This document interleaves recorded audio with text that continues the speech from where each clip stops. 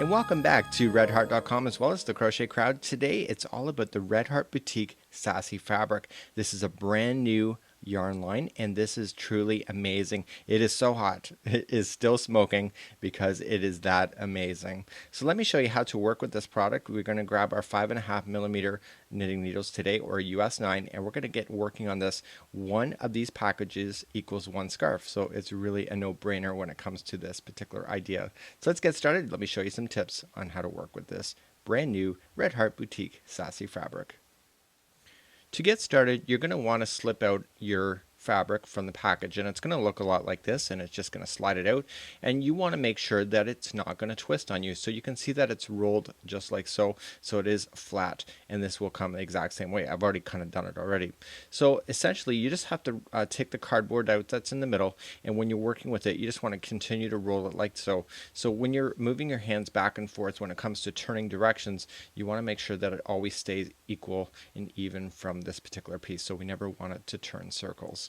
So let's get started, and we're just going to grab our knitting needles, and I'm going to prepare this. So essentially I'm just going to roll it out like this. So if this was a flat piece, I would just leave it off to the side. So I'm just going to put it out like so.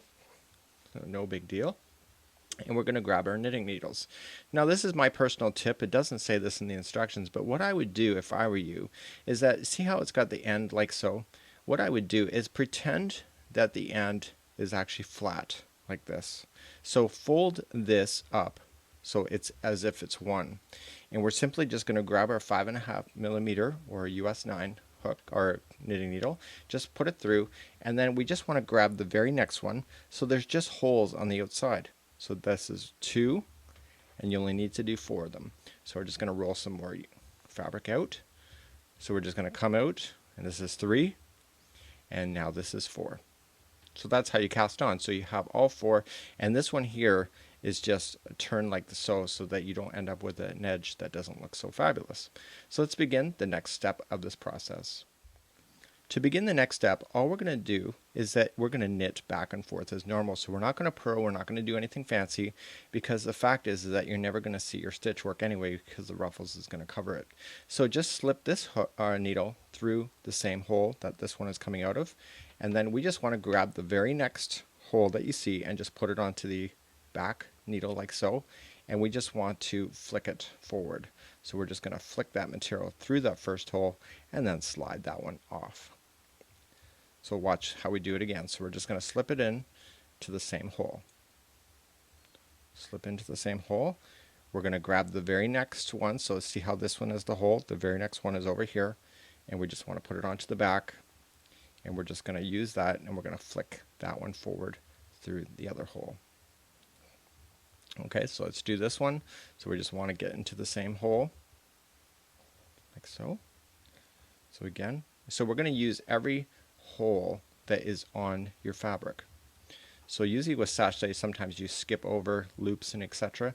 This one we're going to use every one. And now this is your final. This is my personal tip to you.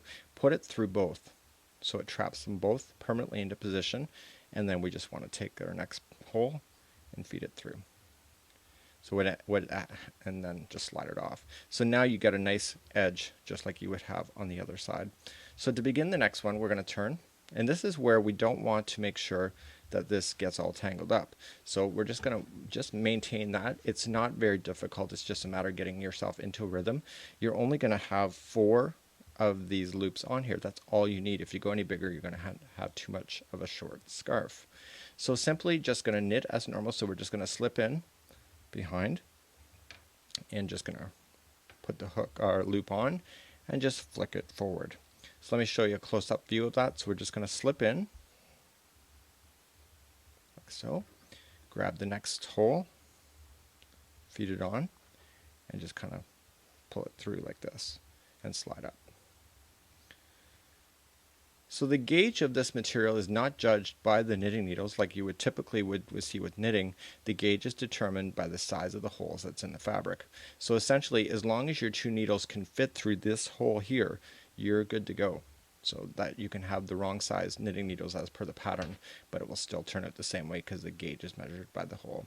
So we're going to turn now again, and this is how you do it. So you're going to use up the entire hank that you had, and you're going to leave about a yard left at the end, or maybe about a meter. And then what you want to do is just fasten it off like you normally would, or cast off, I guess you would say, in knitting. And again, this is such a simple and easy process that you really can't go wrong with it. So you can start speeding yourself up. I really kind of like it a lot better than the sachet. You don't really have to open up the fabric. It's already lying open for you. And so it makes it for a very easy project. I was able to do a scarf in like an hour and a half the other night. So I was really excited about that as well. So just want to knit as normal. So to fasten off, let's begin. I'm going to show you how to do that, or cast off, I should say. And let's begin that process next.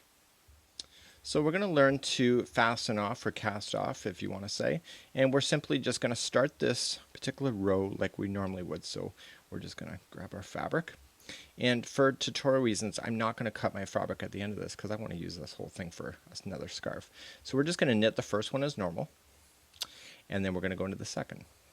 And we're going to put that piece on, like so. And now simply what we're going to do is that we're going to take this needle here and take the first one and just carefully slip it up over the other one. So this is typical with knitting. Slip it up and over and just slide. So eventually the two just became one, just like so. So we're going to knit the next one as normal. Like that. Knit. And then take this loop and do over. Okay, so now you have two left, like so. And essentially just take the last loop. So this is what happens when it gets all turned on you. It takes a little bit longer to unwrap, to put it onto your knitting needles. So it's a great habit to get into just to maintain that, and that's really not a big deal either. So we're just slipping up the last one. So the last one's up, so all I would do now is take this one here and feed it through this loop and just grab a darning needle and some thread that matches the same color and just sew it permanently into position so that you'll never see the end, and then just trim it off really nicely and you were good to go. And this makes for an amazing scarf. Until next time, on behalf of redheart.com as well as the Crochet Crowd, I'm your host Mikey, joining you for today.